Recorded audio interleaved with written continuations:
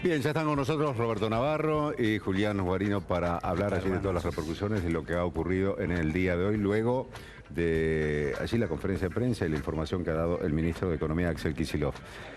Todo está centrado en lo que pasará mañana. Sí, ante Griesa y los abogados argentinos. Kicillof dijo dos cosas. Por ahí, digo, le dedicó más tiempo a hablar del tema de que se va a abrir un canje y se le va a decir a los acreedores que están cobrando habitualmente, a los bonistas tradicionales, que se les va a pagar en la sede de Buenos Aires. Pero también dijo, vamos a ir a ver si Griesa tiene una propuesta. ¿Qué quiso decir Griesa cuando nos dijo, yo no quiero que Argentina caiga en default? Entonces, se van a hacer las dos cosas juntas. Ya estaba todo organizado, el engranaje para que la sede de pago sea Buenos Aires. No es algo que se empieza a organizar hoy. Estaba preparado por si salía mal. ¿Eso está aceitado? Porque hay algunos datos, digamos, técnicos, jurídicos, legales que dicen que no es tan sencillo de poder instrumentar. No, lo que puede ser es que te digan que no. Lo que puede ser es que te digan que no. ¿Sí? O sea, hay algunos creo hasta por cuestión de estatutos. Claro, los que son fondos de pensión, fondos de inversión, claro, que están prohibidos, que ellos no pueden aceptarlo. ¿Sí? De modo que cómo se efectivarían esos pagos.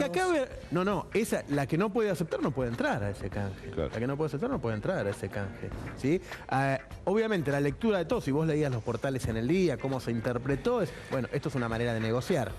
Y Kicillof está diciendo, yo te retiro los fondos, no me vas a poder cobrar, ¿sí? Entonces sentémonos a negociar. También había una propuesta de cómo hacer. A ver, lo que más le preocupa a la presidenta de todos los escenarios que le presentaron, dijo, bueno, ¿cuál es el peor escenario? Y el peor escenario es que tengamos que pagar 15.000 millones de dólares ya y que se nos abran juicios por 120.000 millones de dólares. Pero le dijeron, la verdad es que las posibilidades de que eso exista son pocas. Y la presidenta dijo, bueno, también eran pocas las posibilidades de que la Corte nos dijera que no, y nos dijo que no. Entonces tenemos que salvar el hecho que quedemos libres de esa circunstancia de que tengamos que pagar 120.000 millones. Bueno, para eso, para quedar libre de eso, no tenemos que pagar hasta enero del año que viene porque la cláusula que abre la posibilidad de que vos debas vence a fin de año. Bueno, mientras tanto, ¿qué hacemos? Bueno, mientras tanto vemos si hacemos el canje. Le pedimos a la Corte un recurso de queja que tarda 25 días en contestártelo. Entonces podemos hacer un pago el 30 de junio. Entonces ya ese pago es inembargable. Y al mismo tiempo vamos a escuchar qué nos dice Griesa y tenemos una propuesta en la mano. Se habla de una propuesta, no es una versión oficial, pero se habla de una propuesta en la cual Argentina podría ofrecer pagar esos 1.500 millones de dólares con lo que se llama un bono par, un bono que dice el total. Imagínate un bono de 1.500 millones de dólares, ¿sí? Pero que como vos lo pagás, como el bono es a 10 años y tiene una tasa de interés muy baja, en realidad el valor presente de ese bono es menor, ¿sí? Y se equipara más o menos a los que recibieron los bonistas, sumándole el cupón de PBI, ¿sí? Para que sea justo, para cumplir, para que no tengan que reclamar los bonistas tradicionales, los que entraron al canje, a ellos le pagaron más. Digo, que cerrara eso sería el ideal. Me da la impresión de que después del fallo no hay ninguna solución buena, que hay una solución muy mala, otra mala. Hay un mal menor ahí. Sí, digamos. Estás haciendo control de daños. Suena desde el sentido común que es poco probable que los que tienen la deuda reestructurada acepten condiciones que son, digamos, desfavorables para ellos, ¿no? Sobre todo porque lo que hay es un fallo firme y de hecho hasta este momento ratificado incluso por la Corte Suprema de los Estados Unidos, que rechazó tomar el caso argentino. Quiere decir que directamente las cámaras de apelaciones y el fallo del juez Tomás Griesa dice hay que pagarle en efectivo 1.300 millones de dólares a estos fondos. Y si no se les paga, bueno, en algún momento, hace 15 días, abrió una instancia, supuestamente dio una señal de que se podía llegar a negociar. Ahora, en esta instancia donde el ministro de Economía hoy da un mensaje muy firme, ¿no? Donde dice, bueno, a ver, hay una instancia de negociación, pero ojo que nosotros ya estamos abriendo el canje. Es decir, ya prácticamente estamos trabajando en eso y vamos a cambiar la jurisdicción. En esas condiciones, ¿es probable que el juez que le falló en contra a la Argentina te acepte una propuesta de negociación?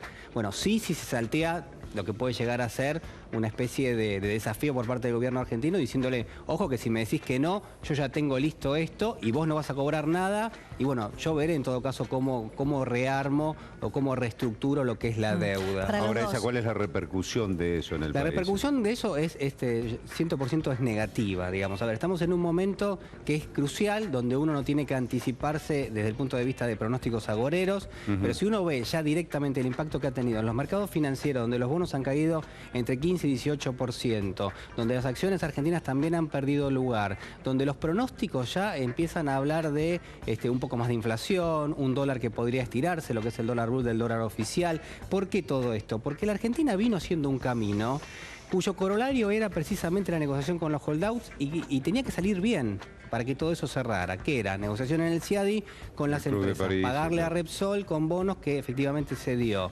negociar con el Club de París, que de alguna manera abre una puerta interesante para financiarse en el extranjero si Argentina lograba cerrar una negociación con los holdouts. ¿Qué pasa ahora? Se traba esa negociación. Entonces miramos hacia atrás, ¿qué nos pasaría? Y bueno, las reservas del Banco Central no crecerían tanto como estimábamos, el gobierno tendría que seguir financiándose a través de lo que es emisión monetaria. Acceso al crédito internacional. El acceso al crédito queda muy estrangulado, digamos, con lo cual vos tenés que seguir manejándote como venías hasta ahora y de alguna manera también empezás a indagar en, bueno, cuáles son las variables que no estaban del todo acomodadas. La inflación, que vos querías poner en caja, que querías tener una inflación del 2% o una tasa menor por mes, bueno, eso de alguna forma quedaría nuevamente a merced de lo que puede llegar a ser el manejo de la política monetaria del Banco Central. Es decir, te dejan de entrar dólares en el Banco Central y el Banco Central tiene que arreglarse como venía arreglándose hasta ahora, que era, bueno, emitiendo, subiendo las tasas de interés, y todo eso provocó lo que hemos visto, ¿no? Claro, porque una recesión justamente económica. previo a conocerse el fallo, se especulaba con una modificación en el tema de las tasas de interés. Exactamente. Justamente la baja en las tasas de interés. Hoy es un escenario muy poco probable, ¿no? Y todos también especulaban con que eso podía impactar en lo que era la cotización del dólar. Hoy un poco el escenario ha cambiado, el ¿no? efecto positivo del arreglo con el Club de París, del arreglo con el Repsol, claramente se cayó. Quedaron, claro, absolutamente eclipsados. De hecho, eran medidas que se apuraron para ver si incidían en la misma Corte Suprema de Justicia de Estados Unidos, que aparentemente Ahora, no sucedió. para los dos, ¿el escenario de default técnico es un escenario inminente o no? Porque hay como una suerte de debate entre los economistas respecto de a lo que califican si hay el default. o no Bueno, recién decíamos que posible. aparentemente la posibilidad legal de estirar hasta septiembre, es decir, de hacer ese pago en junio, estaría. ¿Sí? Que vos podés hacer un recurso de queja a la Corte, que estaría presentándose mañana a la mañana, que la Corte tarda 25 días, entonces ya pasás el paso del 30 de junio y estarías tirando hasta septiembre. Lamentablemente, Argentina necesita tiempo, pero el tiempo ese va a ser de incertidumbre, sí, como dice Julián. Sí, o sea, sí, todo lo que es default en general es cuando hay un papel que te dice, bueno, te voy a pagar en tales condiciones. Cuando vos modificás una, ya estás en default. Quiere decir que no cumpliste con lo establecido. Por eso se pide un canje para que sea voluntario y decir, bueno, si ustedes aceptan cambiar, entonces cambiamos este papel que decía que yo te iba a pagar allá. Claro, lo que pasa se puede es que cambiar la ahí sede. dependés primero de la predisposición del bonista. Es decir, que el bonista diga, no, está bien, yo dejo de cobrar un bono con legislación Nueva York y paso a cobrarlo con legislación Buenos Aires. Segundo, que entren todos en ese canje. Obviamente que no va a pasar. La Argentina va a tener que volver a abrir otro canje a partir del año que viene y además después todos los bonos que vos tenés que pagar a nivel internacional en dólares, en legislación Nueva York, también tenés que ir ofreciendo canjes para pagarlos a nivel local. A ver, si yo tuviera que cometer un acto de sinceramiento brutal, diría, la verdad que nos conviene en este momento dar, o en todo caso, tomar una actitud de cautela y ver si se puede negociar, ¿no? Digo, ¿por qué? Por este gobierno, por este y por el que viene detrás y por todas las cuestiones que muy probablemente vamos a tener de aquí en adelante. Yo te lo doy vuelta. Sí. Digo, a ver, a mí me parece que para la presidenta sería muy fácil agarrar la chequera y emitir bonos, yo te diría 15.000 millones de dólares, porque claramente en poquitos meses vas a deber 15.000 millones de dólares, que son todos los holdouts, todos los que quedaron afuera del canje, y emitir bonos a 10 años, 15 años, 20 años, a valor presente 15.000 millones de dólares, por lo tanto emitir bonos por 40, 45.000 millones de dólares. La verdad que dentro de un año te vas, no tenés ninguna crisis, no tenés todo este problema de falta de dólares del que habla Julián, el problema de la inflación, Bueno, todo eso Roberto, vos lo solucionaste pero a ver, vos y tenés... tiraste la pelota para adelante. No, está bien, digamos, el gobierno vino tratando de gestionar los tiempos, se le terminó el tiempo ahora, no es que el gobierno dice, ah, no, pará, yo quiero resolver esto ahora, porque, bueno, ¿por qué quiere resolverlo ahora? Y bueno, porque le faltan dólares en las reservas del Banco Central, quiere resolverlo ya por esa razón. Ahora, ¿no puede resolverlo? Bueno, perfecto. ¿Cómo se va a llegar al año 2015 con las mismas herramientas que se traían hasta ahora? ¿Cuál ¿Cuál es, de alguna forma, el dato negativo? El dato negativo es que vos tenías una ventana de oportunidad para financiarte en el extranjero y tratar de suavizar, hacer un aterrizaje suave con respecto a algunas variables que no pueden aterrizar bruscamente. Por ejemplo, la inflación. Vos no puedes cortar una inflación del 30% anual de un año para otro. No existe en ningún país del mundo eso. Bueno, respecto del tema de la inflación, les quiero preguntar a ambos, porque muchas veces discutieron ustedes respecto de un escenario, un nuevo escenario de devaluación en la Argentina. Inminente, decían algunos. Ahora, con estas nuevas condiciones que se dan en la economía después del fallo, con estas variables que dice Julián de controlar la inflación, uno tiende a pensar que ese escenario es más probable. A mí me parece que todavía para tiene, ponerlo en términos de lo que afecta a la gente. Todavía tiene cartas, ¿no? el Banco Central en la mano para hacer, los bancos todavía tienen posiciones en dólares muy altas, que el Banco Central puede decir, bueno, bajen más su posición en dólares, es decir, vendan dólares al mercado. Todavía hay cartas para jugar, para seguir manejando ese tipo de cambio. Yo creo que al gobierno también se le van agotando los recursos, que ha venido hasta ahora trayéndolo, puede llegar a ser. El efecto ha sido lo que hemos visto, digamos, un mercado que está desdoblado. El tipo de cambio hoy es muy superior a lo que es el dólar informal de lo que es el dólar oficial. La actividad económica está muy ralentizada, prácticamente no hay crecimiento, hay recesión. Las importaciones hoy tenés que administrarlas y prácticamente no hay dólares para el importador. ¿Por qué? Y porque no tenés reservas en el Banco Central. Y tampoco posibilidad de atraer inversiones. Tampoco, claro, exactamente, digamos, acá hay un combo que de alguna forma especulábamos todos con que las medidas que iba tomando el gobierno llevaban a una situación donde el ingreso de dólares frescos le daba la posibilidad no de solucionarlo todo con endeudamiento, pero sí de hacerlo todo más suave, es decir, como decía la presidenta en algún momento, como dijeron funcionarios, economistas, partidos opositores, Massa, Scioli, que dijeron, bueno, no queremos endeudarnos para financiar lo que puede llegar a ser la timba, las apuestas financieras, ¿para qué? Para infraestructura, etcétera, etcétera. Bueno, digo, esa posibilidad hoy se cortó. A ver, porque estamos hablando acá de la predisposición argentina a negociar. Ahora, estos fondos buitres, que dice, se sienta mañana y dice, yo tengo acá la sentencia, tienen que pagar. O sea, dependemos un poco de la intransigencia. La historia dice que ellos no negocian. Porque acá podemos ir con toda la predisposición, una propuesta que puede ser interesante. Sí. El fondo buitre dice, no, mira, acá... Ahora, también hay fuentes que dicen que estos mismos fondos tienen posiciones también en el mercado tradicional, en los bonos, tienen bonos que están hoy, que el gobierno está pagando y que entonces no le convendría que Argentina caiga en default. También. Es difícil negociar cuando tenés un fallo a tu favor y tenés la Corte Suprema de los Estados Unidos que dice que se cumple el fallo que estableció la Corte de Manhattan. Digo, es bastante complicado y estos señores se dedican a esto, digamos, se dedican a pelearse con países para tratar de cobrar la deuda. A ver, una pregunta más política y menos económica.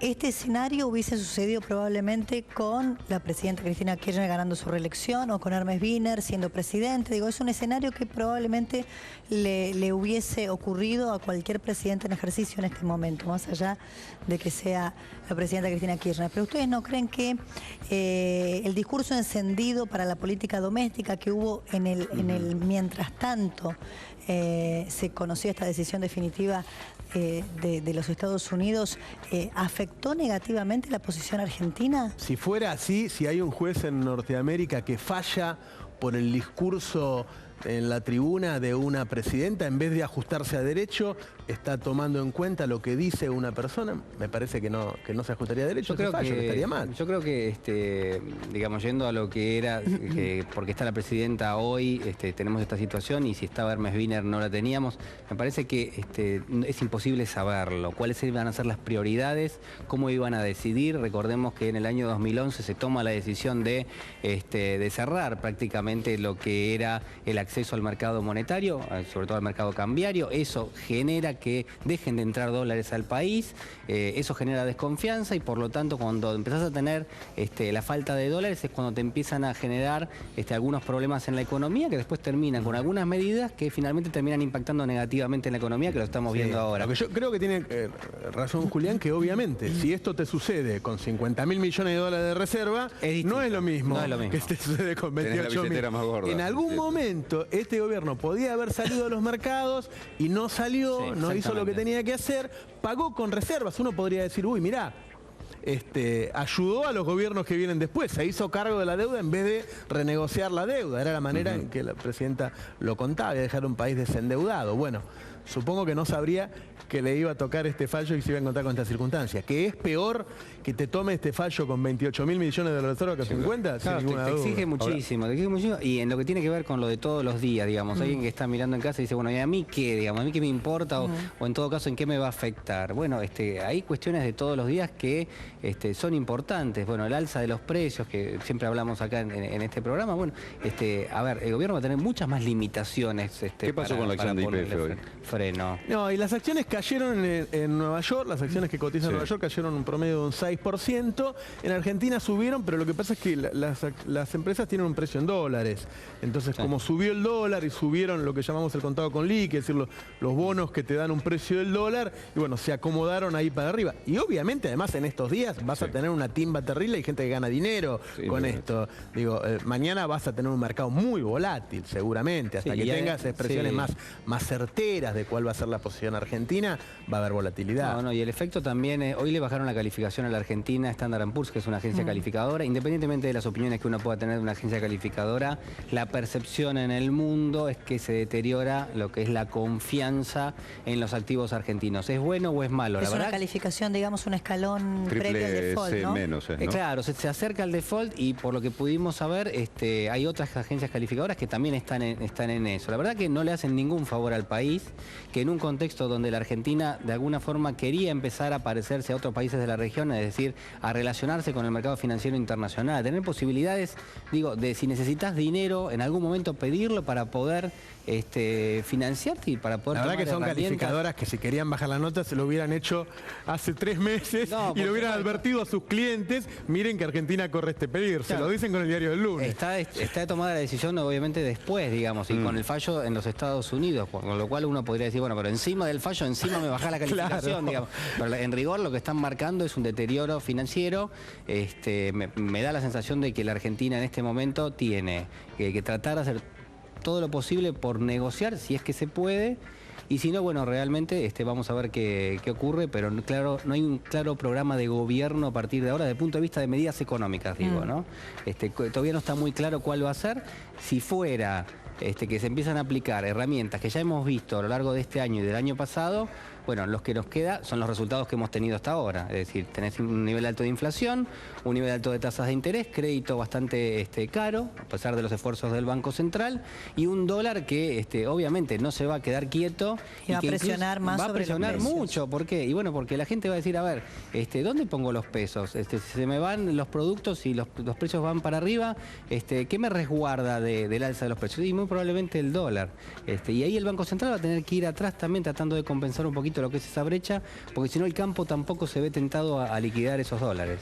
Claro, están esperando a ver si sube el dólar concretamente. Y digo yo, las inversiones de YPF, que tanto necesita inversiones. Bueno, por eso cayó la acción de YPF tanto ayer. Es una buena pregunta. Una empresa que es una empresa bárbara para posicionarse y esperar a que suba el precio de la acción, pero que es ávida de inversiones. Es una empresa que necesita capitales intensivos constantemente y obviamente le acaban de poner una barrera. Donde se extiende esta volatilidad o no una definición. No, a ver, siempre esas empresas van a tener un piso más firme porque en algún lugar hay gente que no quiere vender la acción de YPF. Sí, porque es una acción que hay gente que dice que dentro de 2 años va a valer 1.000 pesos, entonces, y bueno, si llega a 300, llega a 280, hay gente que dice, entro de nuevo. Claro. Sí, porque estas situaciones en la historia de un país terminan siendo coyunturales. En algún lugar estas cosas se arreglan.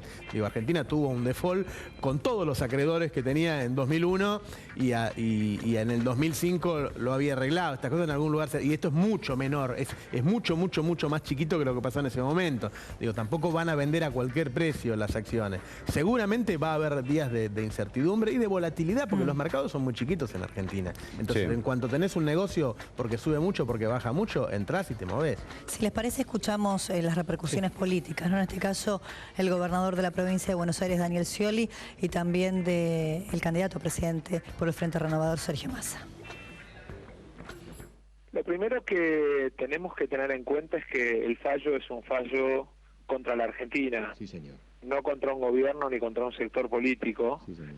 Y es importante que en lugar de tener la actitud de siempre de la política, de andar viendo como carroñeros, a ver cómo se saca ventaja uno a otro, haya una posición profesional, seria y responsable, porque esto no solo impacta en el presente, sino impacta en el futuro de la Argentina. Qué bueno que usted lo diga, Sergio. Y me parece muy, muy importante, Eduardo, que se constituya desde el ámbito parlamentario, y después le voy a explicar técnicamente por qué, una comisión bicameral integrada por partes iguales entre oficialismo y oposición, que trabaje de manera articulada con el Ministerio de Economía en la solución de este tema. ¿Qué significa que Argentina tenga acceso y permanencia en los mercados financieros?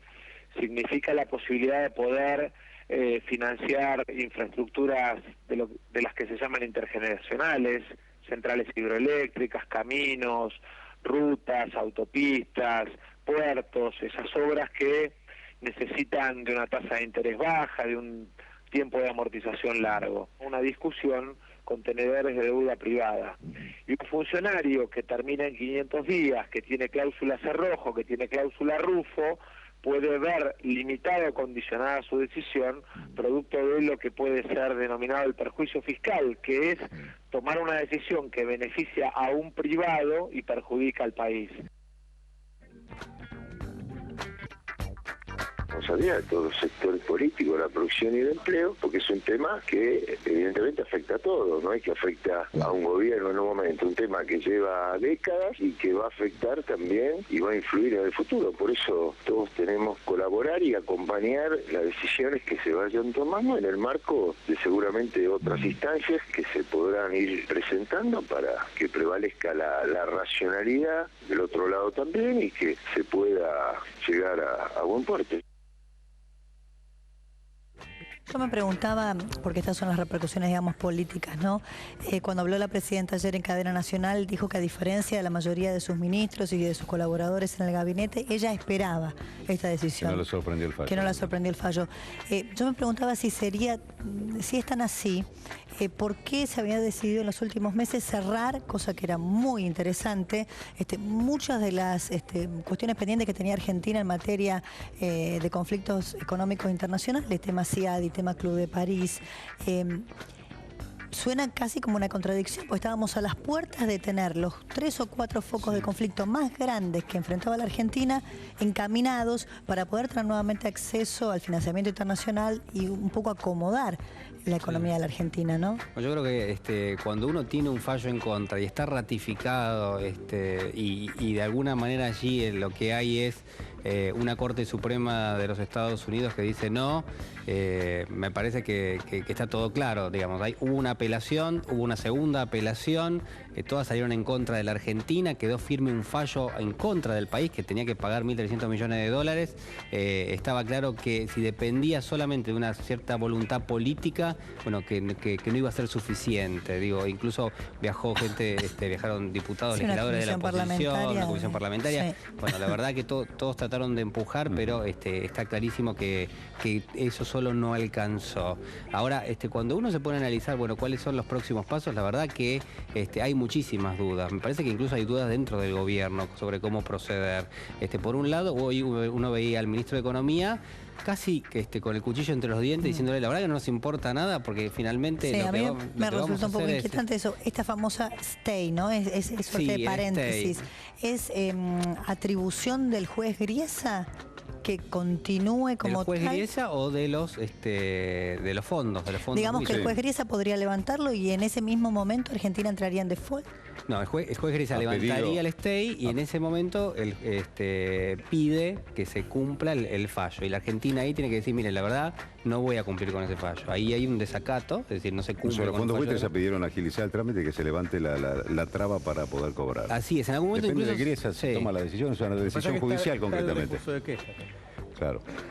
Sí. Hay que esperar el recurso de quejas. Así es. La verdad es que si está uno todo ahí enmarañado. No es muy difícil buscar los diarios de la última semana y la mayoría de los analistas económicos y financieros argentinos decían que había más posibilidades de que la Corte le pidiera opinión al procurador, lo hemos comentado los dos acá. Exactamente. ¿Sí? Es decir, al gobierno de Estados Unidos, Ese era el escenario más probable. Sin embargo, en el Ministerio de Economía trabajaban con 50% y 50%. Sí, porque es clásico separaban que la las dos Corte... posibilidades. Lo que pensaba la presidenta, la verdad, no lo sé. Digo, lo dice y le creo.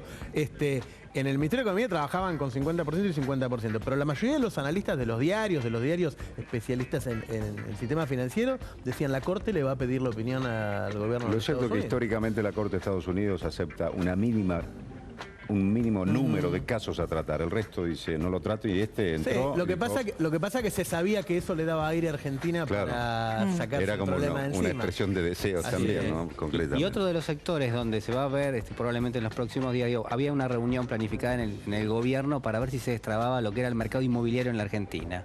Se iba a discutir a qué cotización tomar el tipo de cambio y bueno, toda esa reunión que se iba a hacer en estos días se postergó, yo creo que indefinidamente, hasta tanto esto se Roberto Labaña, por ejemplo, dice, es más complicado el panorama interno, resolver los conflictos, los desequilibrios internos, que el tema de los holdouts lo tomó como un tema que es manejable, que se va a llegar a una solución. Sí, Labaña siempre tuvo esa posición cuando negociaba la deuda, también... Parecía como que estaba siempre tranquilo, ¿no? Lo mandaba a Nielsen a negociar, no iba a él. Pero supongo que es una forma de expresarse. A mí me parece que estamos todos muy preocupados. Y yo hoy hablé con los economistas de los opositores, ¿no? Con la gente que asesora a Massa, a Macri. Y la verdad es que estaban todos preocupados y todos decían, mirá, es un caso inédito, no sé. Hay que ver qué se puede hacer, pero ninguno tenía una fórmula, ¿no? Claro. Y decía, no, esto se soluciona de esta manera. Como si vos le decís cómo se arregla la inflación, el tipo te contesta cómo se arregla la inflación, ¿no? Cuando vos le Tiene decís, su bueno, ¿y fórmula, ahora cómo se le...?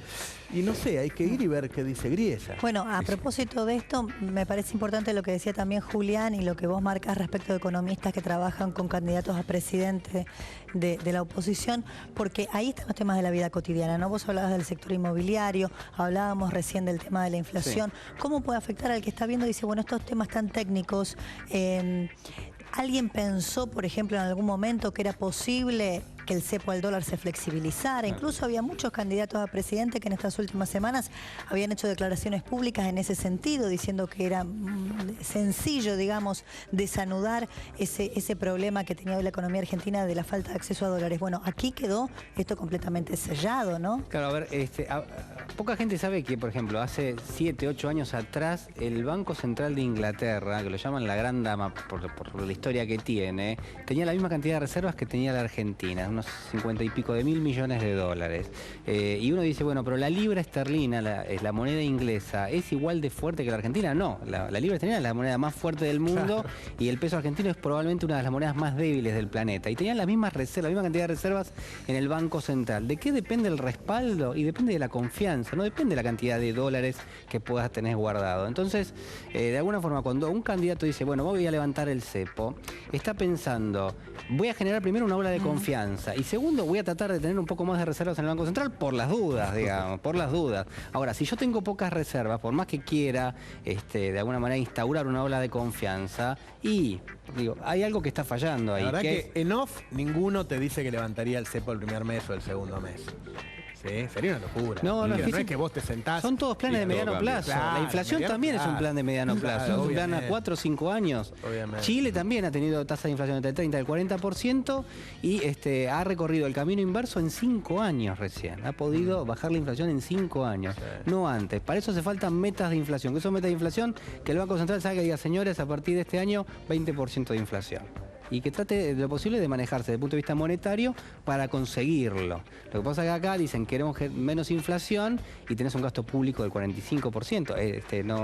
Realmente no va así. Es una contradicción absoluta.